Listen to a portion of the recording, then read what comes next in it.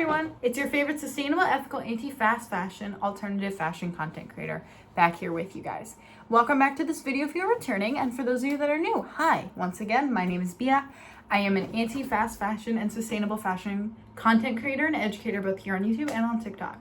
And today I'm going to be starting a new video series, and it's how to DIY, which the video series will have supplies, ideas, tutorials, all that fun stuff about DIYing things such as everything from jewelry to the clothes we wear to the housing and furniture items and how to make them. And in this video, we're going to start with a pretty essential part of that, and that is supplies.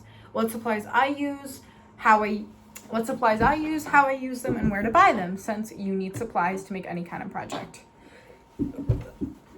I have attempted to film this video this is my 4th attempt, so if I don't sound very upbeat, it's because the upbeat personality isn't super sustainable, guys. In addition to that, it's very hot, so I'm very much trying to talk a little slower, because if I talk too fast, I overheat, so, you know, gotta love that. First thing you're gonna need is beads, especially if you want to make beaded jewelry. This video, actually scratch that. I can edit that out. I don't have to make that a later. In this video, we're going to talk specifically about supplies you need to make jewelry. In the next video, we'll talk about supplies for upcycling clothing and clothing DIYs. First up, we have the thing that's right in front of me, beads. This is, especially if you want to make jewelry that, of course, is beaded, you're going to need lots of beads. I have a bunch of different types of beads here, and I'll just go over them. You can pretty much find all kinds of different beads at any craft store. Just go to your local craft store or your local craft store's website and search beads. You can find lots of different beads. I personally like to use glass beads or strung beads. They're a little more expensive, but the quality is more worth it and they look prettier. But you can use any kind of beads, whatever suits your fancy. First up, these aren't really beads, but I guess they're kind of like beads. I store them like they're beads. These are like charms. These are like little charms with like purple water in them. I like them because they're purple, black, and teal. Purple, black, teal, and turquoise are some of my favorite colors. So next up, we have these. These are just like some multi-faceted purple beads. I've used a lot of those, which is why there isn't much in that container. Next up are these. They're black. They're just simple black stone beads. Some of my favorite beads I have. Next up are these purplish, blackish ball beads that I've used on a couple different projects. And next up, we have a brand new little container here of these. These are acrylic beads, but they're they're acrylic beads that are pretty similar to glass beads. And I would definitely recommend kits like this if you don't really know what you want to make or what colors you want to use. Next up is this container of a bunch of different beads. Obviously, there's a lot of blacks and purples in this. Most of the beads in this are either from Joann's, which doesn't really work anymore, or Michael's. And then the container, this is from Joann's. Next up, we have my other container of beads. Obviously, there's a lot of different colors, types, shades, and varieties in here. All of these are from Michael's, same with the container. And here are some just general tips for making beads, especially buying them, that I'll have in a little graphic right after this section. So here are some tips. 1, if you're going to buy beads, I would recommend your first couple times that you buy them in store. Being in the bead aisle, to me, is like a spiritual experience. There's so much color. There's so many interesting ways that there's a lot of ways that light and visuals play into jewelry, obviously, because you're wearing it. It's very much on display. So that's a huge thing. Also, if you have to do it, buy beads online.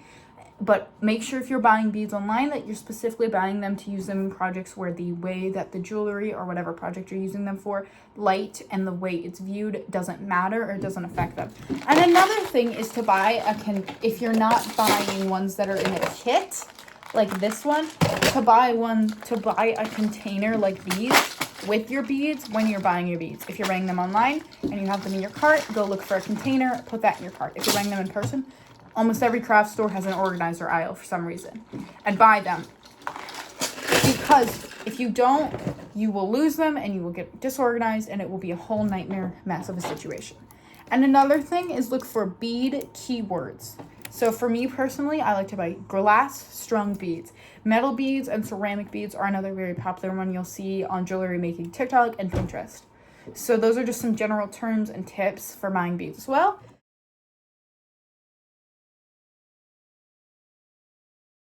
And now we'll get to our next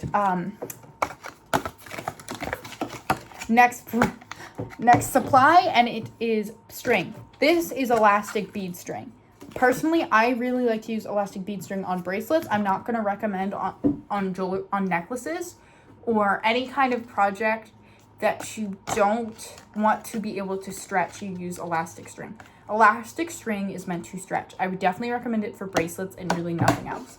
So if you want to make bracelets, definitely get elastic string. It's definitely an essential. That's pretty much, there's not really many tips about that. Now we'll get into some tools that you need. I know I should have done this in the beginning, but I thought it would be kind of fun to have them in the middle. So, tools, you're definitely going to need 1 or 2 pairs of pliers. I'm telling you straight up, most of the tools that I use can be very easily found either at a craft store in person or online, whatever suits your fancy, or you probably already have them in the house. If you have a dad, you have these in the house. Pliers. For me, I have these 2 pairs. I definitely recommend at least have 2. Definitely try to look for a pair of round nose pliers as well. Those are very handy, especially with wire and projects that require wire, because they're pretty much meant for bending wire in circles. So definitely look for round nose pliers. I have a pair, but they're currently not accessible to me at the time of filming this video. So I have these large craft pliers from Michaels that you can get. These are flat nose pliers. You're definitely going to at least want 1 of these. And then I have mini flat nose pliers. You're definitely going to want at least 2 tools. Next tool is wire cutters. These are an essential, especially if you're making projects that involve wire, obviously, or chain, because this is how you cut wire and chain. Next up, we have charms. Obviously, I'm not going to talk much about these. There's not much to say about charms. I would recommend them, especially if you want to make cute jewelry. You can go to your local craft store, or you can go online to their website, and you can probably find a variety of different cute charms in so many different colors, textures, types, all that stuff can definitely be found at your local craft store. Next up, we have clasps. I talked about these a little. I touched on what clasps are, but I'll show you guys some of the different clasp types. I have my personal favorite that I both like to wear and use in my project, which is lobster clasps. I have 2 packs here. They come in a variety of different sizes. Once again, these are from Hildy and Joe. I have no idea if you can get them again since they were a Joann store brand and Joann's has gone out of business. But these are bigger sized ones. If you're like me and you have some issues with motor skills, which I get, I'm neurodiverse. My neurodiverse besties, it's okay. You can have motor issue skills. This girl's got it too. I can't hand sew because I can't thread a needle. And you can, the bigger ones, I definitely recommend those. They're really easy. Smaller ones are pretty standard. You're going to see these on most jewelry. So if you want to make jewelry that's more standard and you want to sell it, I definitely recommend small ones. And then the other thing I have are these, which are loop clasp ones. They're pretty much just lobster clasps, but they have a loop and you slide the jump ring in and then close it instead of it looking like a lobster, I guess. This is, it's kind of part of both jump rings and clasps. It's a mega pack of jump rings and clasps. These are more meant for metal crafting and belt chain style jewelry. But if you are in the US or Canada and you have a local Michaels store and that's your local craft store, definitely pick this pack up. It's really handy. It has a bunch of different kinds of lobster clasps in different sizes. Has some extra chain that you can use to do stuff like what's on my choker, where it's got a chain that you attach it to for sizing. It's got some great key rings. Those are great in projects. It's got some smaller jump rings and it's got smaller clasps. It's really overall a great kit. I would definitely recommend it if you are in the US and have access to a Michaels. There will be a graphic on screen in a moment with tips and tricks for buying clasps, including some that I did not touch on in this video. And next up is another kind of string you can use. This is cording. I don't like it in projects. I don't recommend it. I just thought I would show it and kind of touch on it because it is still an option. Next up, we have something that it's not an essential, but it's highly recommended by me and many other craft girlies on Instagram, on TikTok, on Pinterest, on YouTube here, on all of those social medias where people talk about crafts and show what they're doing. They are bead design boards. I have two, and I'll start with this first one. This is specifically designed for necklaces, but it is a great overall one. I have two of this exact one, and you can pick these up at any local craft store. This one, for example, is from Michael's, for my US and Canada based folks. That's where you can pick this up. Obviously, this is really cool because it's really great to lay out your beads, figure out what beads you want to use in a project, how you want to lay out the design, and just work that stuff out before you actually start working on said project. It has spaces that you can use to hold the beads, which is probably my favorite part because it makes just going outside of this room really handy because I can just throw them in a bin and then put them in here and then organize them on here wherever I am. It's got different sizes here and it's got all of the three main standard sizes. This is really, really handy if you're going to make jewelry to sell. It has three long things here you can use these for bracelets or keychains. Personally, for me, I have a better one for bracelets. I don't like to use this for bracelets because that's not what it's designed for. I like to use these long bits for keychains. And now onto this one. This is a bead design board, but this one is specifically designed for bracelets. Each of these circles is like on this one has standard necklace sizes. Each of these circles is a standard bracelet size, guys, and then you can use those to make bracelets in that size. Personally, I just bought this a couple days ago, and I do not have not had the chance to use it. So if you do have the chance to use a bead design board intended for bracelets to make bracelets, and you want to share your experience in the comments down below, you can do that. I personally would love that. Obviously, there's a space here to hold your beads as well as right here. And then there's another little design area you can use. I'm not really sure what you can use this for. Once again, if you've used a bead design board specifically intended for bracelets, you can put that in there. And then there's this really long, like, square outline track here, and once again, I have never used one of these for a project and I don't have the experience of knowing how to use them. But if you do and you would like to share that in the comments down below to educate both me and everyone else who watched this video and went down and read the comments, you can gladly do that. I will actually pin your comment. I will try to pin or have as many informative comments about any of the supplies promoted here.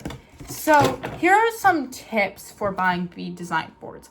I would not recommend buying a bead design board until you've at least done a few projects because they can be kind of confusing to use, and it's not an essential. And if you want to make it cheap or low cost, they're not very cheap.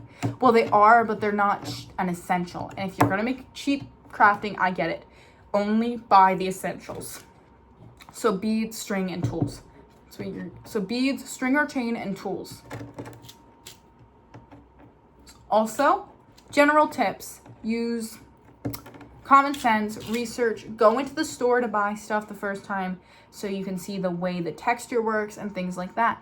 But yeah, I think that's all for this video, so I gotta do my outro. I hope you guys enjoyed the screenshotable graphics in here. I think those are very handy because they can be guides. I made all the screenshotable graphics as well as the thumbnail for this video was all made on Canva. If any of you want to do content like this, go ahead. Canva's an incredible resource in general. But yeah, for those of you who are new here, as I mentioned, or those of you who have seen content before, but you're not subscribed, go ahead and subscribe because that not only does that give me the motivation to make that content, it lets YouTube notify you and I'll show up in your subscriptions page, which makes you more likely to see my content. And in addition to that, if you did like this video, go ahead and like that video because not only does that tell me that you like this kind of content and you want to see more of it made, it tells the YouTube algorithm that you like more of this type of content, as well as it tells the YouTube algorithm you like me and my content. If you didn't like it, go ahead and hit dislike, I don't mind. If you have any tips or anything that I didn't share in the video or in the screenshotable graphics, you can go ahead and leave a comment with those down below. And in the description, I have linked all of my social medias, including my DIY TikTok, which consists of fashion-based videos talking about the same stuff I talk about on here, sustainable and ethical fashion. My personal TikTok, where I just crap post whatever I want. And then I also have a link to my Discord, where you can engage with my friends, people in my real life, and content I like. And all of my Instagrams are linked down below. The fashion DIY Instagram, same thing as the TikTok. My personal Instagram, I post random crap on there. And then I have my photography Instagram where you can follow my photos and stuff like that. So I think that's all. Toodaloo. Hi everyone. Oh fuck, I forgot to turn Zifferblatt off. Hi everyone, my name's Bia. Oh shit, fuck that up too. Hi everyone, my name's Bia. I'm your favorite sustainable, ethical, anti-fast fashion content creator. And I'm back here with another video on Bia's Video Journal. For those of you that are coming back, welcome back. For those of you that are new, hi! Once again, my name is Bia. I am here. Ugh. Why isn't it coming? Ugh. Hi everyone, my name's Bia, and welcome back to Bia's Video Journal. No, that's not what I say, Bia. What the Ugh. Why isn't it coming? Ugh. Hi everyone, my name's Bia, and welcome back to Bia's Video Journal. No, that's not what I say, Bia. What the Hi everyone. Ugh.